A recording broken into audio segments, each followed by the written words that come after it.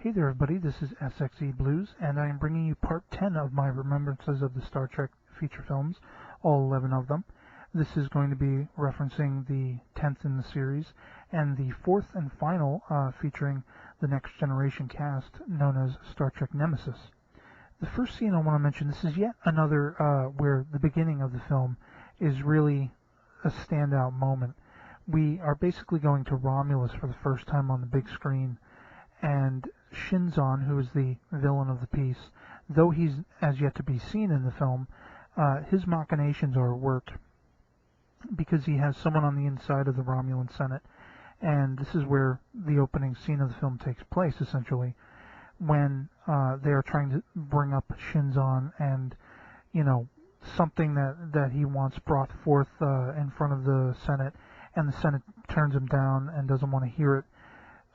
This Romulan woman who is sitting on the Senate is apparently working with Shinzon, because I take from the scene as it unfolds, she pulls out this device, and we later find out that there's something called Thalaron radiation that Shinzon has used and plans to make, you know, he has a weapon, a ship that he's built using this radiation, and he plans to come into Federation space and wipe out the Federation planet by planet.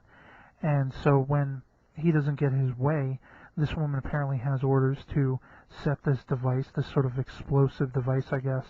Although it doesn't really explode, it more explodes in a light show with this sort of neon green, which is indicative, of course, of Romulans and Vulcans with green blood and everything.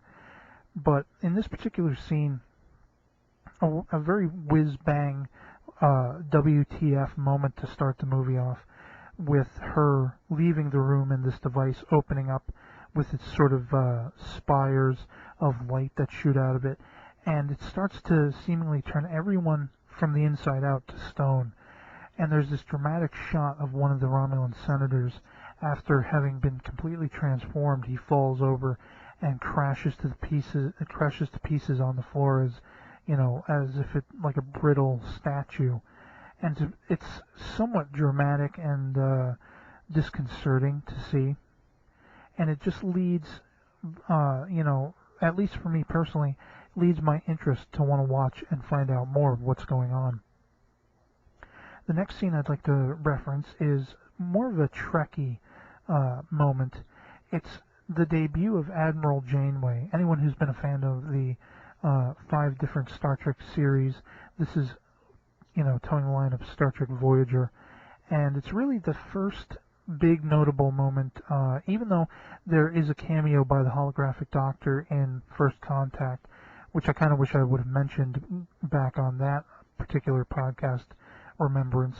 But for me, this is a big moment that takes the expansive Star Trek universe that we see through the 5 series and ties it together with Picard and the now Admiral Janeway after getting Voyager successfully home. But it for a great Trekkie moment, there's the interaction that they have, even though it's on a little sort of computer screen, Picard and Janeway acknowledging each other. And of course this has to do heavily with the story, because the Enterprise is near Romulan territory after they have gotten a signal about a positronic brain or something to that effect, which is very similar to Data, and they find bits and pieces of a precursor, quote, air quotes, brother of him in the form of B4. This has the Enterprise in a very particular place near the Romulan border, which is very convenient that suddenly, with a Romulan coup, as we see in the opening scene that I just previously referenced, has led Shinzon to take control of the Romulan Senate, and he wants to make peace between the Romulans and the Federation. So, as luck would have it, the Enterprise is right there. It's the closest ship, and this is exactly, as we find out later in the story, what Shinzon had planned. He wants the Enterprise to be the one to come. Most specifically, he wants Picard. But I just love the fact that we really get to see in this little few second or maybe minute-long moment where Picard and Janeway are speaking to each other. But moving on from there, I want to mention the debut of the man himself, Shinzon. in a very somewhat subdued and creepy manner. I believe the actor's name is Tom Hardy. The way he creeps out of the darkness and the subsequent reaction that Captain Picard, as Patrick Stewart portrays, his reaction, he is seeing Shinzon and he's recognizing this face. He knows it's me. And the just strange way that Shinzon carries himself. He's obviously much, he's been in the company of the Remans, and he does not have fully human mannerisms, so to speak. The way he kind of walks up to Troy, and because I guess he's never seen a humanoid female that wasn't Reman or Romulan, and he's fascinated by her hair or something until Riker gets in his way, and how he mentions to Data, you don't have to use subterfuge to get a reading of me. He's very overt but subdued at the same time, and I think it's really intriguing to see the reaction that Stewart's Picard has, and the subsequent revelations to come when they have their little sort of dinner date later on, where they're discussing the similarities between them and the differences between their histories. And this plays very heavily in the movie as it draws out. I like the references to this, how similar we are, yet how different we are, and yet how Picard sees a light in Shinzon that, he hopes against hope that Shinzon can be brought back toward it. Whereas Shinzon points out time and time again, I'm beyond being able to be saved, and for that matter, you are going to come into the darkness. That kind of one-upsmanship and that everything like that. But it's an interesting and intriguing debut for the villain of the piece. The next scene I'd like to mention is a sort of, this one kind of tugs at my heartstrings because I've always been a fan of Data. Of course, I grew up more so with The Next Generation before I got into the original series, which is something I hold even more dear as I've gotten older. And but this, being a fan of Data when growing up watching The Next Generation, and Data's overall arc being the desire to be as human-like as he can be, make your generic Pinocchio reference here. But this is kind of, like I say, tugs at my heartstrings because, as it happens, B4 was not there for decoration. The convenience of finding him was actually a setup from the very beginning, and B4 has a specific set of tasks that Shinzon has placed within him to do, unbeknownst to himself, which is to gather ship placements of the Federation to make it much easier for Shinzon to take his warship, the Scimitar, into Federation territory, thus effectively, one by one, wiping out the Federation planets. And B4, the crew of the Enterprise E has pieced this together, and Data thus has to sort of put a punishment on B4, his, older brother, so to speak. And now that I think of it, it kind of reminds me of The Godfather with Michael Corleone as opposed to his brother Fredo, who is actually the elder brother.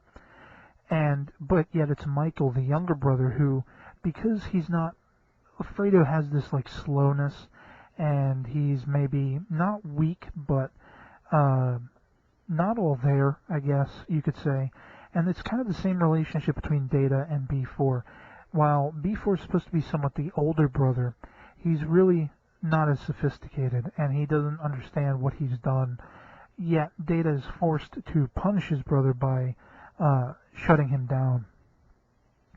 And the way Brent Spiner, who plays Data and B4 respectively, portrays this, the sort of emotion that Data shows, and the sadness he shows, and the uncertainty that as he shows as B4 in what this means. You think of going into a void for all eternity, and it just tugs at my heartstrings because B4 is not as sophisticated, as I said. He wasn't aware of what he was doing, and this just, it's sad to see this happen. Data has finally found a brother that is not like his previous brother, Lore, who was really just, insane and evil. And he sees more of a good potential in this older brother B4. But unfortunately, B4, this is the punishment that's handed down.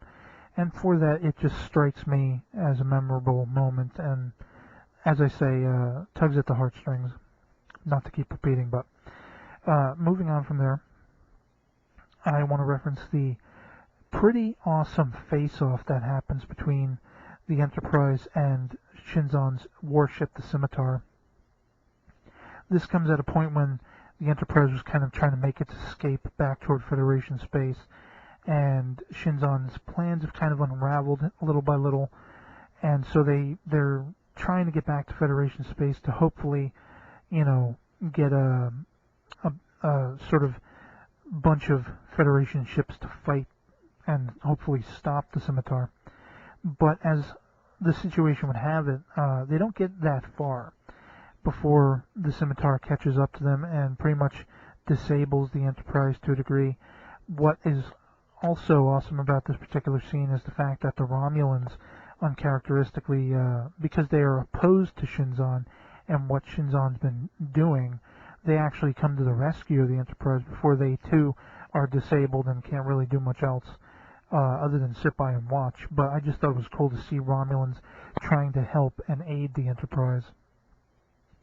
But there's this great scene where there's a face-off, and the image that accompanies what I'm speaking about, this is the beginning of that scene. Shinzon believes he's full of himself. He believes he knows what Picard his next move will be, and Picard senses this. He's seen enough of Shinzon to kind of gauge this, and so uncharacteristically and completely blindsiding Shinzon, he rams the Enterprise into the Scimitar with the hopes of disabling the Scimitar, not allowing it to get to Federation space or to Earth. And he ends up going over, and he and Shinzon have a sort of face-to-face battle, and Shinzon eventually dies. But I just love the unexpected ramming. But this segues into the last two scenes I want to mention. Data finally gets to the point where he has become the most human-like he can ever become by deciding and taking control of the situation to go over to the Scimitar. And after Shinzon has seemingly impaled himself and died, and Picard is standing there in a state of shock, realizing these are the last moments he's going to be alive, Data doesn't beam over. He sort of goes out one of the cracks in the Enterprise and floats across space since he doesn't have to really breathe, and sneaks up on Picard, pops a little emergency beam out thing on his shoulder, and Picard beams out. The ship blows up, and bye-bye Data. Thus ending, the life, air quotes, life of a main character. And this is, notable for that alone, that it's the death of a major character in a Star Trek film. Previously there's been Spock and then Kirk, and now we have Data. But it's the way he goes out, the sacrifice to save Picard, this man who, there's a great episode, I don't remember the name of it, of The Next Generation, where Picard has to defend whether Data is an entity unto himself. But the great thing about this, with the final scene I'm going to mention, is that Data's not actually gone if you watch the movie all the way to the end, because at an earlier point in the film, Data has transferred his memories and experiences into B4. And as it turns out, we see Picard talking to B4, and B4's still unsophisticated and bumbling, but he starts to hum a song that Data sings in the very beginning of the movie, and this all brings it around that Data's not gone. In fact, he will live on in some way, shape, or form. And, I just love that. The adventures continue, and it's sad that the Next Generation cast had to not get another movie beyond this. I'm still hopeful they eventually will. But I just love the fact that this signals the adventures for this crew will continue, and of course it has in Star Trek fiction. And so yeah, these are just some of the more redeeming factors for a movie that is otherwise usually said to be pretty bad. I personally don't think it was all that bad, and these are the reasons I enjoy it. So I'll be moving on to the 2009 Star Trek film next. Stay tuned, and hope you enjoy. Peace.